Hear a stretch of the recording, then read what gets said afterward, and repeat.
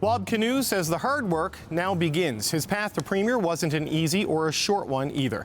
Manitoba Premier-designate Wab Kinew joins me now. Premier-designate Kinew, congratulations. Thanks for taking the time to speak with us. Well, thank you so much, and thanks for having me. I was in the room last night when you gave your speech, and I was struck when you talked about the second chance that you got in life to overcome the challenges that you faced as a younger man.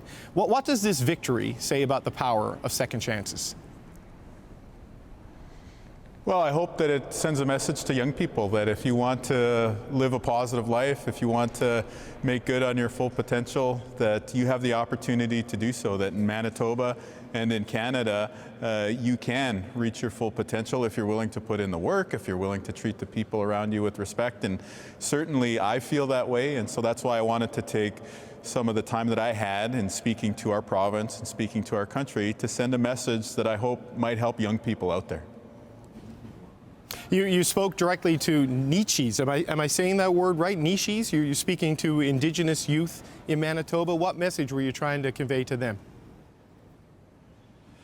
Well, I know that there are so many barriers that young people face, and really young people from all backgrounds I'm talking about here, and sometimes it can be discouraging. But I just wanted to take some time at a moment when I know that many people would be watching to just send a message of encouragement that, you know what, it's not going to be easy. Certainly it's difficult work to achieve the things that you want in life, but it is possible. You can do the things that you set out to do if you treat the people around you well and you have the right mentality and the right approach. And certainly somebody such as myself, we need a lot of help along the way too, and I'm fully thankful not just to our team, the staff that we work with, but most of all to the people of Manitoba who have given us this opportunity to serve them on issues like healthcare and making life more affordable.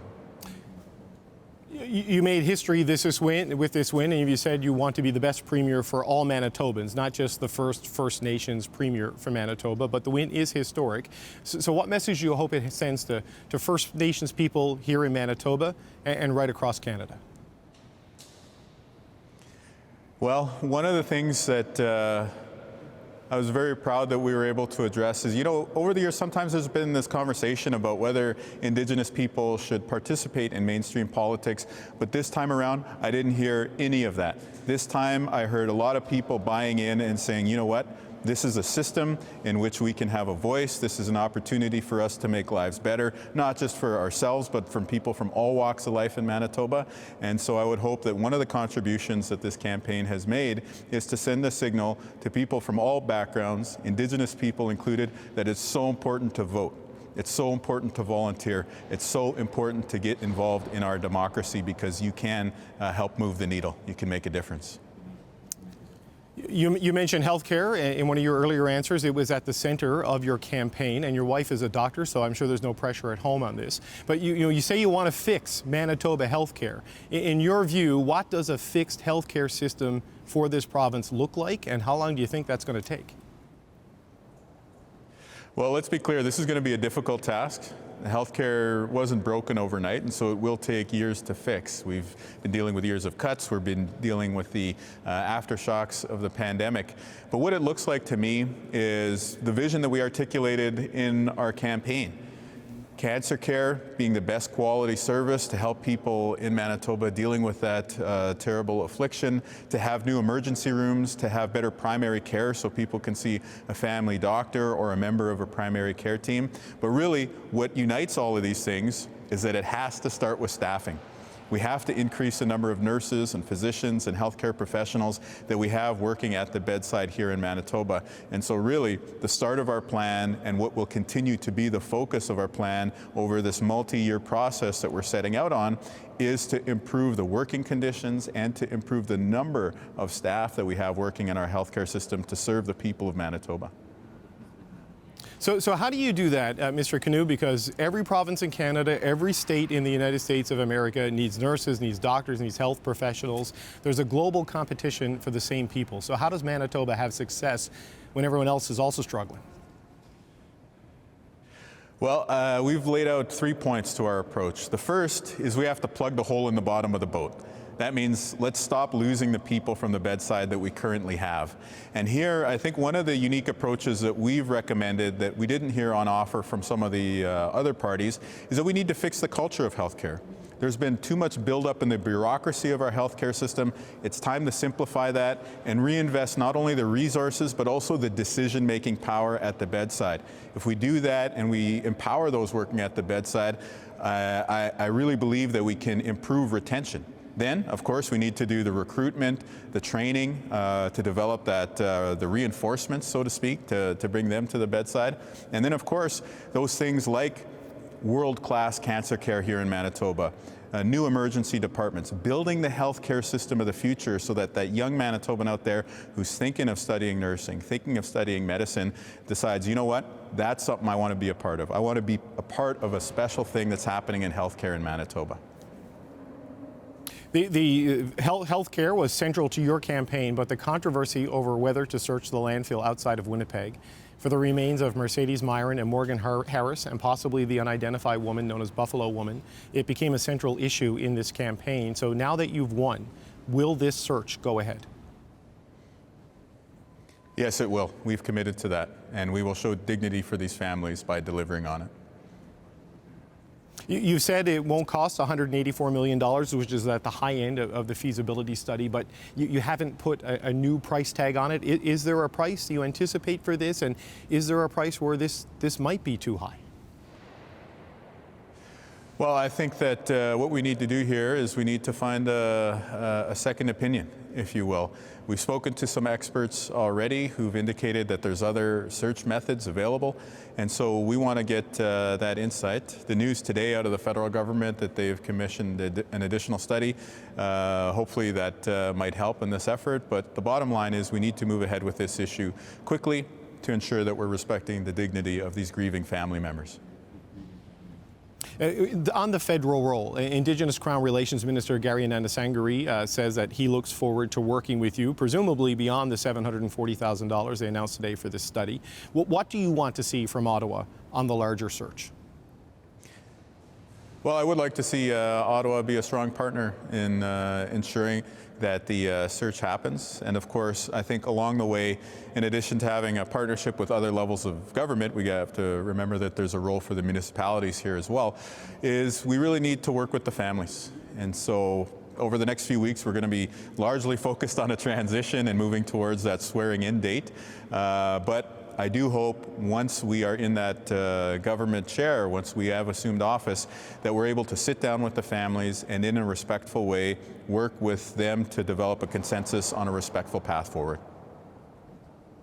I understand you spoke with Prime Minister Justin Trudeau earlier today. What can you tell us about the conversation with the Prime Minister and what your priorities are in that federal-provincial relationship? Well, it was a cordial conversation, and of course he called to congratulate me, and I jokingly also congratulated him because we actually haven't spoken since before he was elected as Prime Minister of Canada. But on a more substantive level, we talked about our shared priorities and the values that we share for both Manitoba but also for Canada. And so, of course, healthcare is always one of the first terms out of my mouth in any conversation like this one. And so I reiterated not only our desire to have a good partnership in terms of delivering healthcare and having resources for healthcare, but also in the Canada Health Act. The idea that, you know, healthcare is a universal Canadian value that should be accessible to everyone in this country. And of course, the federal government, they are the stewards of the Canada Health Act, and the provinces have the role in terms of delivering healthcare to the people. And the Prime Minister, of course, he talked about his priorities around housing and the environment. And so I think we have a shared goal to make life more affordable for Manitobans and for Canadians. Okay, so you've spoken to the Prime Minister about working with them. Municipalities are going to have priorities for you when you officially take the Premier's job. Winnipeg Mayor Scott Gillingham, he was on the show yesterday, and he says he needs your help to deal with homelessness and addictions here in the capital city of Winnipeg. Can he count on that help from you? Yes. One of our campaign commitments was a commitment to end chronic homelessness across Manitoba. And of course, Winnipeg, being our largest city, sees its share of this unfortunate situation, which one of our business leaders has termed a humanitarian crisis. So when you drive past a bus shelter, when you drive past a bridge and you see people living in a tent or sleeping on a mattress, I think we all know that we can do better. And so my commitment is to work with every level of government necessary, including with the municipal leadership of Mayor Gillingham, so that we can move the needle, so that we can get people into housing, but then also provide the wraparound services to help people deal with addictions, to help people deal with mental health crises that they may be confronted with, and at the end of the day, just deliver that one thing that every Canadian should have, which is dignity. The Prime Minister's office, in their readout, their statement about your conversation earlier today, said you discussed the revitalization of downtown Winnipeg. Is that fit into this plan with the homelessness and addictions issue that Mayor Gillingham is talking about? It absolutely does. The downtown of Winnipeg is Manitoba's downtown. Of course, it's important to the Winnipeggers who live here, but people from northern Manitoba, from rural Manitoba, from other cities like Brandon and Dauphin, come here to watch hockey games. They come to downtown Winnipeg to see concerts, to have a night out. And so investing in our downtown revitalization, which includes addressing the issue of homelessness, but it's also about economic reconciliation and some of the investments to grow the economy in the capital region, are important steps towards helping our provincial scene as a whole.